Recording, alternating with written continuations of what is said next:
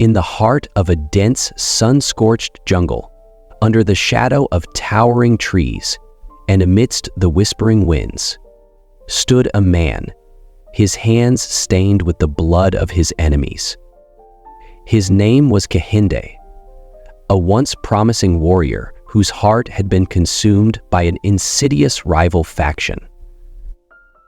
The village where he had been born and raised had been destroyed by an insidious rival faction. The enemy, led by a ruthless general named Baker, had wiped out everyone Kehinde had ever loved. His family, his friends, his childhood home, all reduced to ash. Kehinde, now a battle-hardened man, had spent years training, sharpening his body and mind. Every sword swing was a step closer to his revenge. Every night, the faces of his fallen loved ones haunted his dreams, fueling his determination. He had learned that in a world of chaos, power was the only thing that could bring justice. With a cold resolve, he tracked Bakar through war-torn lands, and finally, the time had come for the confrontation. In the midst of the night, in a forgotten valley where the river ran dark with blood, Kehinde finally faced his tormentor. Bakar, the man responsible for the destruction of everything he had held dear, stood before him with a sneer. A man who saw no one as his equal, no one worth his time. Their eyes met, and the silence between them was filled with years of hate, loss, and vengeance. Kehinde's hands shook, not from fear, but from the weight of everything he had endured to get to this moment. His sword, forged in the heat of battle, gleamed under the pale light of the moon. He swung it with precision, the metal cutting through the air with a deadly intent. The battle that followed was a blur, swings of swords, the clash of metal, each move a dance of life and death. But in the end, it was Kehinde who emerged victorious. Bakar's body lay motionless, a pool of crimson forming around him. The blood of his enemies was now mingled with the blood of the fallen warrior, and Kehinde stood over his vanquished foe, panting, his breath ragged. For a moment, it seemed as though the world had stopped. The man who had caused him so much pain was finally dead. Kehinde's heart, filled with the venom of revenge for so long, now felt strangely empty. There was no joy in this victory, no satisfaction in ending Bakar's life. Just a hollow, aching void that grew deeper with every breath. But then, as Kehinde bent down to retrieve the weapon from his fallen enemy's side, something unexpected happened. Beneath Bakar's body, a small, intricately carved box was hidden in the earth. It was old, weathered, and clearly had some significance. Curious, Kehinde dug it out and examined it in the dim light. The box was heavy, far heavier than it appeared, and it was locked with a strange mechanism that seemed almost unnatural. The sight of this box, something that seemed so out of place in the middle of their battle, stirred a sense of dread within Kehinde. He felt an unexplainable urge to open it. He had just killed his enemy, yet here, before him, lay a secret that could change everything. Could this small box hold the key to something far greater than mere revenge? His pulse quickened as he managed to unlock it with a skill he didn't know he had. The lid creaked open, revealing something inside. A parchment, old and faded, but unmistakably important. As Kehinde unfurled the paper, his eyes widened in disbelief. The secret he would uncover within the folds of that document would unravel everything he thought he knew about his past, the battle he had fought, and the very nature of the enemy he had slain. This was not the end of his journey. It was only the beginning of a far more dangerous path, a path that would force Kehinde to question everything he had believed to be true. Underscore underscore underscore underscore underscore underscore underscore underscore underscore underscore underscore underscore underscore underscore underscore underscore. Excuse my idiosyncrasy. This is just the beginning. The introduction establishes Kehinde's backstory, the motivation behind his revenge, and the initial conflict with Bakar. The moment of his victory is followed by a dramatic turn when he finds a mysterious box, setting up the intrigue for the rest of the story. The rest of the script will build on this discovery and the consequences it brings. Kehinde's hands trembled as he held the ancient parchment in his grasp. The air around him seemed to grow thicker, the silence pressing in on him like a heavy cloak. Beneath the moonlit sky, he could hear nothing but his own breath, ragged and uneven. For the first time in years, his thoughts were not consumed by the image of Bakar's cold, lifeless body, but by the cryptic words on the faded paper before him. He squinted at the strange symbols inscribed on the parchment, their meaning just beyond his comprehension. The letters seemed to pulse with a hidden energy, almost as if they were alive. He ran his fingers over the delicate paper, careful not to tear it. The edges were frayed, the ink faded with time, but it was undeniable. This document held knowledge, something that could not only explain Bakar's cryptic behavior, but might even rewrite the history of the war that had torn his life apart. As his eyes scanned the words, something began to stir deep inside him. A growing unease that gnawed at the edges of his mind. The symbols on the parchment seemed to be pointing him toward a place, a location buried deep within the jungle where, according to the text, an ancient and powerful artifact lay hidden. It was said to hold the power to shift the balance of the war, a power so immense that only a select few were meant to wield it. Kinde felt the weight of the words and with it an unfamiliar dread. What if Bakar had not been the true enemy? What if there were forces even darker than he could comprehend, hidden in the shadows of the war? Bakar's death, his long-sought revenge, now seemed so trivial in comparison to the knowledge he had just uncovered. He had been part of something far greater, a game of power played by unseen hands, and now he had unwittingly stepped into it. Shaking off the unsettling feeling, Kehinde focused on the next line of text, which appeared to mention a key that could unlock the true power of the artifact. The words spoke of a betrayal, an ancient pact made between powerful rulers and shadowy figures who controlled the land's secrets. The more he read, the clearer it became. Kehinde had been nothing more than a pawn in a much larger game. His vengeance had been manipulated, his very existence used to fuel this hidden war. His heart pounded in his chest, a mixture of anger and disbelief rising within him. How could this be true? Everything he had believed, his quest for justice, his fight to avenge his people, now seemed like a lie. He had killed Bakar, but what if Bakar was not the true enemy? What if, in killing him, Kehinde had played into the hands of a far more dangerous force? In the distance, a low rumble of thunder echoed through the jungle, adding to the tension hanging in the air. Kehinde stood up, pacing back and forth, the weight of the decision before him pressing down on him like an iron shackle. Should he follow the instructions on the parchment? Should he seek out the artifact and unlock its power, knowing that it could bring about untold chaos and destruction? Or should he abandon this path altogether and live with the gnawing knowledge that he may never understand the full extent of the forces at play? Suddenly, a rustling sound behind him caught his attention. Instinctively, his hand shot to the hilt of his sword, his eyes scanning the dark shadows of the jungle. The air felt thick, charged with an energy that made the hairs on the back of his neck stand on end. A figure emerged from the shadows. A woman, tall and regal, with eyes that seemed to pierce through the night. She moved with the grace of a predator, every step purposeful, every movement calculated. Kehinde's heart skipped a beat as he realized who she was.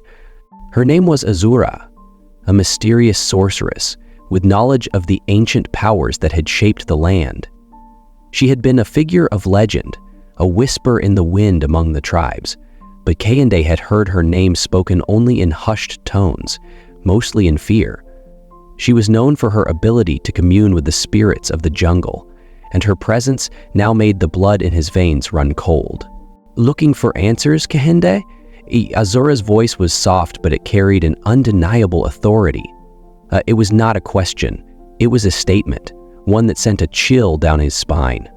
Kehinde drew his sword, but Azura made no move to defend herself.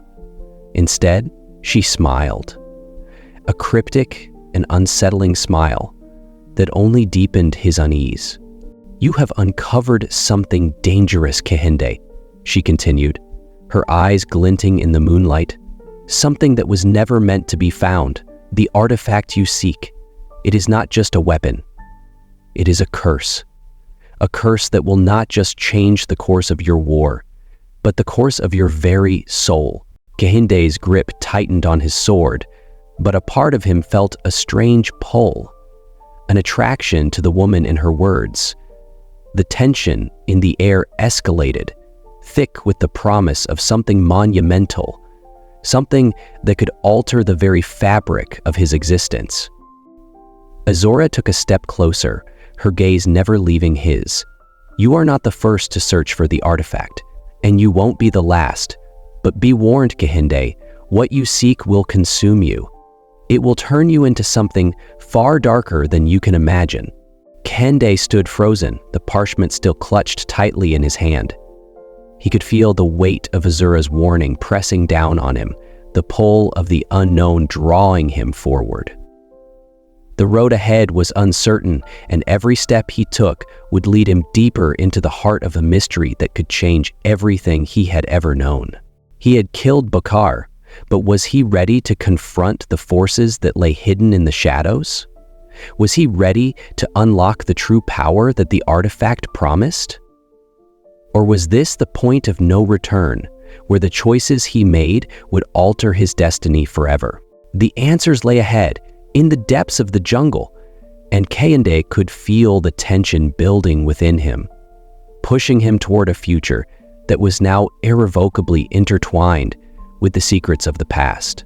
This section focuses on the protagonist's increasing inner conflict and the tension that arises as he uncovers the deeper mysteries surrounding his enemy's death and the artifact.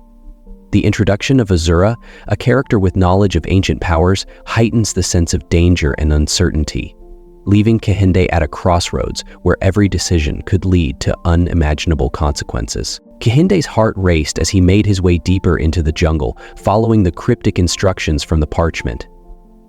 Every step seemed heavier than the last, the weight of Azura's warning pressing on him like an invisible hand. His mind swirled with questions, doubts clawing at his sanity. What if everything he had believed, his revenge, his reason for fighting, was a lie? What if Bakar had not been the true enemy, but rather a victim in a far more sinister plot? As Kehinde approached a clearing, the silence was broken by a strange hum, a low vibrating sound that seemed to emanate from the very earth beneath his feet. The ground trembled ever so slightly, and an unnatural chill filled the air. He looked around, his senses heightened, and in the center of the clearing, he saw it. Icicle-type snowflakes glittered in the silence and the movements of the leaves above. A stone pedestal stood tall, ancient and covered in moss, its surface etched with intricate symbols that mirrored those on the parchment.